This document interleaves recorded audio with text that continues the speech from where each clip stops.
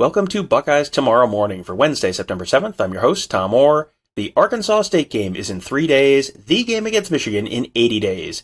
With the Notre Dame game now more or less in the rearview mirror, we are looking ahead today to this weekend's game against Arkansas State. There are updates on several Buckeyes whose status was a little bit up in the air after the weekend. We're going to get into all of that today with Kevin Noon of BuckeyeHuddle.com. We cover the team together along with Tony Gerderman. Kevin, thanks for being here. Absolutely, anytime. So Tuesday, we got a chance to talk to Ryan Day, safeties coach Perry Eliano, and quarterback CJ Stroud. Learned some pretty interesting things from each of them.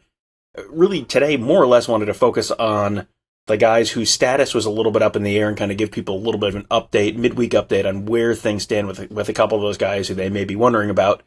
Talked a little bit about Jaxon Smith-Njigba at the beginning of yesterday's show. And, Ryan Day went into a little more detail on the situation with him and what they're waiting on and that kind of stuff. And then, CJ Stroud was talking about him as well, and right at the end of CJ Stroud's answer, he just kind of made this sort of like offhand comment that I was like, aha, there is the actual answer. So, what did we learn about Jaxon Smith-Njigba?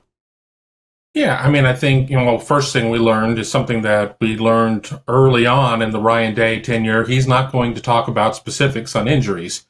He was asked, he politely declined. Probably didn't have as much wind in his sail as he did after the game where, he was almost giddy today. It was more like, I can't believe I got to talk to these guys. But, he knew he was going to be asked about Jaxon Smith-Njigba. And, he didn't make it sound like it was going to be anything long-term, hoping to get him back this week. It's up to medical professionals.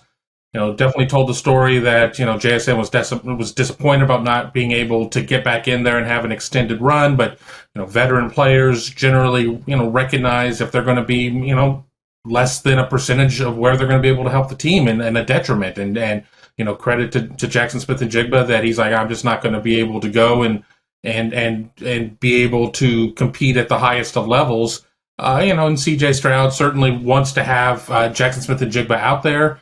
I still am of the mindset, based on everything I've heard, that we probably won't see him in any significant run until Wisconsin. And you're not going to need him against Arkansas State. You're not going to need him against Toledo. There's something to be said that if he can go against Toledo, that's great. Do you want to thrust him in against the Jim Leonard run defense cold? Probably not, but you also don't want to run the risk of something else. But, nobody there is necessarily talking. And the funny thing is, Jerry Emig, sports information director, when CJ Stroud was being asked about Jaxon Smith-Njigba, I watched Jerry kind of lean in a little bit more, like he was going to have to maybe give him the quick hook if he started talking about anything specifically. He didn't go there, nobody pressed, and here we are. CJ talked a lot about just how, he used the word shocking to talk about Jaxon going down so early in that game. We talked last week about how Jaxon Smith-Njigba had talked about the Notre Dame game as one that he had been looking forward to since he was a recruit. He'd kind of had that one circled, and then to finish with 2 catches for 4 yards and miss virtually all of the game because of a hamstring injury, that had to kind of be a bummer. And CJ Stroud said Notre Dame ran coverages that they wanted. They wanted to see these coverages in the Notre Dame secondary, specifically 4 plays set up for Jaxon Smith-Njigba, and then he wasn't out there. He said, end of the day, we won. But there was one phrase he said just at the very end, kind of a long answer. He said, he'll be good to go in the next couple of weeks, which is like, aha, that is the actual answer right there. I think that lines up very much with what you and I have talked about. I think we talked about that probably in the post-game show after the game against Notre Dame, where, everyone's saying it's nothing, it's not a big deal, it's not, nothing to really worry about. This just feels like one where they're going to let him rest against Arkansas State, and then, yes, maybe against Toledo. And, then when they need him against Wisconsin, you get the sense that barring a setback, he will be there. Another player who came up during the interviews is Luke Wypler, starting center. He left the stadium not entirely 100% on Saturday. What did you hear? What are we sort of hearing about Luke Wypler? What was Ryan Day's? Again, Ryan Day doesn't like to go into a lot of specifics, but a lot of times you can kind of tell based on some of the words he uses, some of the tone he uses, sort of the general neighborhood of the severity. What did you take away from Ryan Day's answer on that? Once again, we got it's nothing long term. We'll keep an eye on it. The typical type of things there with that. we did kind of get into what the configuration may be if Wypler were to miss a game or something along there. I mean, do you move Matt Jones in and then put Enoch Vimahi out there at guard? Is Jacob James your next answer? Those were just a couple things that were thrown out there, but we didn't get there any further.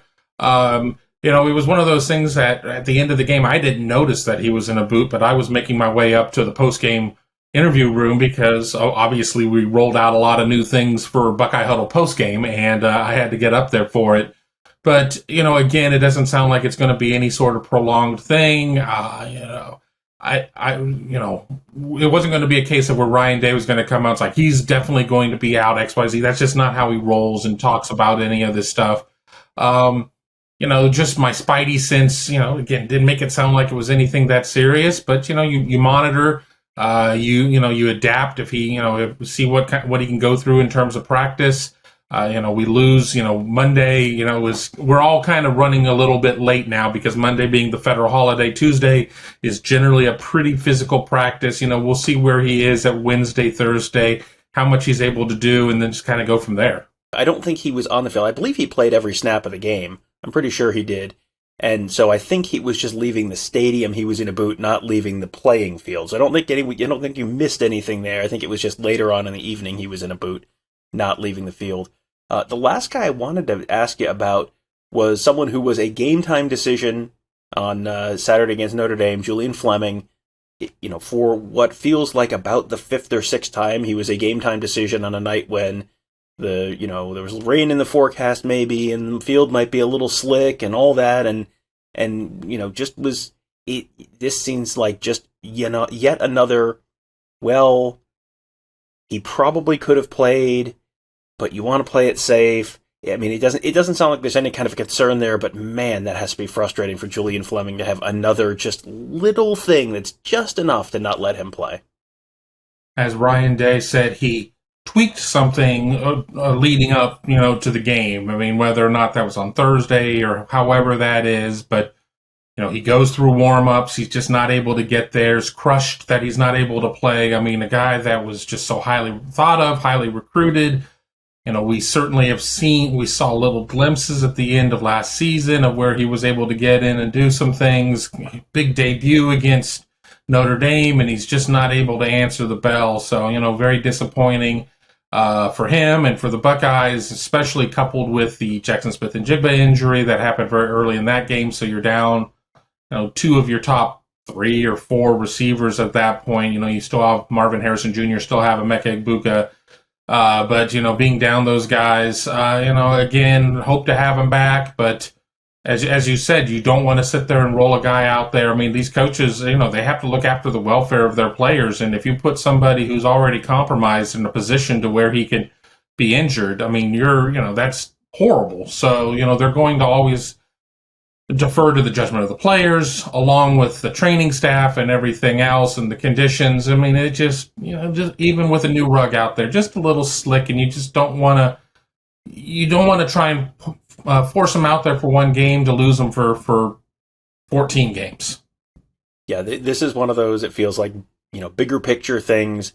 The Notre Dame game and even the Notre Dame game, but also, potentially the Arkansas State game or the Toledo game. The big picture is you're going to need these guys later in the season. They were playing without 4 of their top 6 receivers from last year. Obviously, Chris Olave and Garrett Wilson, and then Julian Fleming, and then also not much out of Jaxon Smith-Njigba. So play with, for the most part, without 4 of your top 6 receivers from last year. They still did a pretty okay job against Notre Dame, and the challenge is probably not getting too much stiffer this weekend, I would say, against Arkansas State. Let's talk about Arkansas State for a minute, because Ryan Day has talked a lot about competitive stamina. That's been one of his phrases all year long. And he talked kind of in general terms about finishing the drill and, them showing competitive stamina by really finishing the game against Notre Dame and not, turning the ball back over. The offense going right down that field, just pounding Notre Dame up front with Mayan Williams. But he also talked about it today in a kind of a different context, where the competitive stamina is not just you have to finish the drill in every individual game. You've got to bring it every week. And, it's very easy to look at Arkansas State and go, well, yes, they're going to beat Arkansas State by 1 trillion points. But Ryan Day, Ryan Day, even more, no coach is ever going to say, like, oh, yeah, we're going to kill this team. You don't even need to worry about it. But even more so, that feels like that's kind of right in Ryan Day's kind of talking points is you cannot let up at all at any point during these 12 regular season games. Quote unquote, we create our standard. And that's what it comes down to. And you've got to be able to do that, and you got to live by it. And we've seen, if it were easy to win all your games every year, we'd have, just depending on the math, at least coming out of every conference, we'd have a team that would go 12-0 and go into their, conference championship game and win that and be 13-0, and it would be gridlock, and we would certainly have been at a 12-team playoff a lot quicker. It's difficult to bring it every year. Special teams, teams that are special as opposed to special teams. Teams that are special, the 14 team lost to Virginia Tech in week 2. So, being able to get out there the way that they were able to face adversity, it would have been very, does the 2021 Ohio State team win that game under those scenarios? Of what happened there. And, I'm not sure, but the 2022 team does that, and it's that competitive stamina, the thing that, I haven't seen a banner at it at the Woody yet, but there are a lot of sections that we don't necessarily get to walk through, so I'm not convinced that there isn't one. But, we create our standard, and that's what it's going to come down to, and there are going to be weeks where maybe there's a little flatness, and you've got to be able to have those reps of that competitive standard to be able to rely upon to try and get through it, because it's difficult to win all of your games, and it's a grind, and it's a lot of football. If you're playing for the championship game, you're playing 15 games this year. That's a lot of football, and I understand players come to these schools to play football, not to practice, so they love the games, but it's still a grind. And this is each of these games individually presents these unique challenges, and sometimes guys will come into a game like Jaxon Smith-Njigba and have this built up that I'm starting and I'm going to play the whole game and this is a huge game. I would imagine Josh Proctor was kind of in that situation for the Notre Dame game, and then he missed one tackle in the opening drive and played only 5 snaps the entire game on defense. And Lathan Ransom kind of stepped in and just kind of did the job and replaced him. And Proctor never got really back on the field. So Perry Eliano was asked about Proctor because that can be the kind of situation where if a guy loses his job or feels like he might have lost his job like that, in the era of the transfer portal, I think immediately people are wondering, oh boy, is he going to stick around? And Perry Eliano was asked about Proctor and has talked to Proctor a lot, and boy, it sounds like Josh Proctor is attacking this with exactly the right kind of attitude. Yeah, you bring Proctor out to quote unquote calm him down after that situation, and Lathan Ransom goes out there and plays really well, and it would have been very easy for a player. Remember, these are young men at this point. Anywhere from 18 to 22. I've got shirts that are older than that, and he was phenomenal according to Eliano. He understood, and he was a great cheerleader out there. And I've certainly have seen through the years at Ohio State in a position that's getting platooned or whatever, and one guy has success, and the other guy, a camera shot goes to him, and he doesn't necessarily look all that happy about things. But that didn't seem to be the case according to Eliano when it came to Proctor, and said he handled it and said, we're going to need them both. We're going to need them both. We're going to need everybody to do this. This is a team effort. It's a team, and you got 85 guys on scholarship and another 20-some, who are walk-ons. And Xavier Johnson was a walk-on for several years, and he came out and had a big game. So, I think it goes to talk about, we hear the brotherhood, all of that. Well, the brotherhood seemed to be strong there because, a lesser guy would have potentially checked out and just been there hanging out, toward the back of the bench and, looking off into the crowd or looking at the drone show at halftime or whatever. And that wasn't the case with Josh Proctor. So, kudos to him. Yeah. And as you said, you get the sense that over the course of the season, they're going to need all of those guys.